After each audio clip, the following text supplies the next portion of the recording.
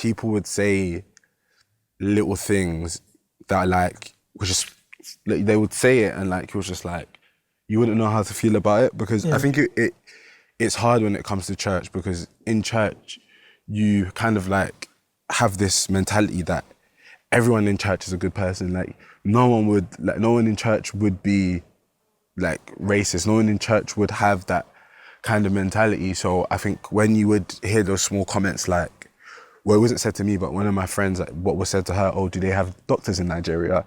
Or like, where like, when I talk about like saying I'm from Brixton, people would ask the question, so did you ever carry a knife? Did you ever sell drugs and stuff like that?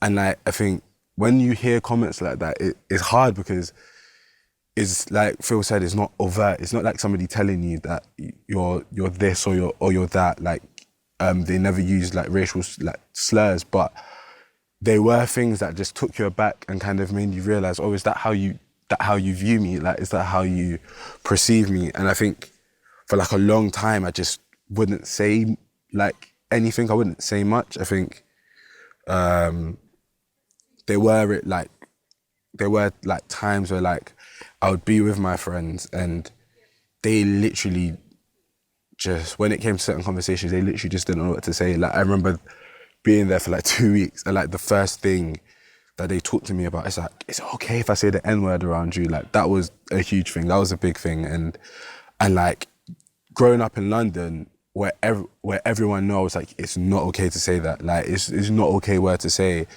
But for there, it was just like, but I'm just saying it in a song. Like it's not like I'm saying it to you. It's not like I'm being an offense to you. And like even talking to Hannah, because we're both in Liverpool, and like how her flatmates are talking about how like it's just a word.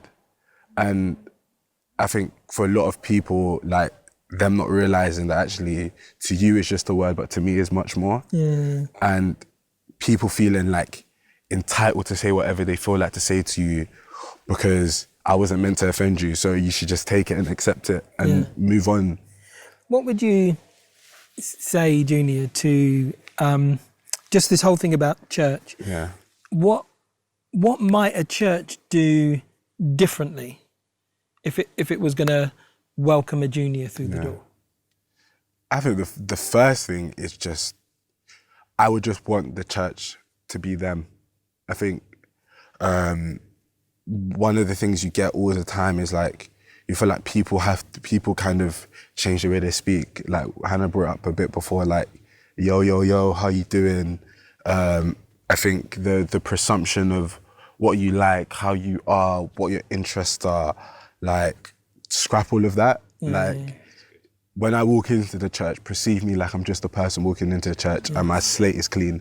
Like, I think obviously this is not for like when you first walk in, but I feel like for a lot of churches, what I'm seeing is that actually, how often are you talking to your black members? Not even just black members, but the different societies and cultures that will walk into your church. Actually, are you asking them those questions of, do you feel like welcomed here? Because I have loads of conversations with my black friends in my church in uni, and we have loads of conversation, but like, not often are we asked about stuff. How often like is our input brought into the church? I feel like discipleship is another big thing.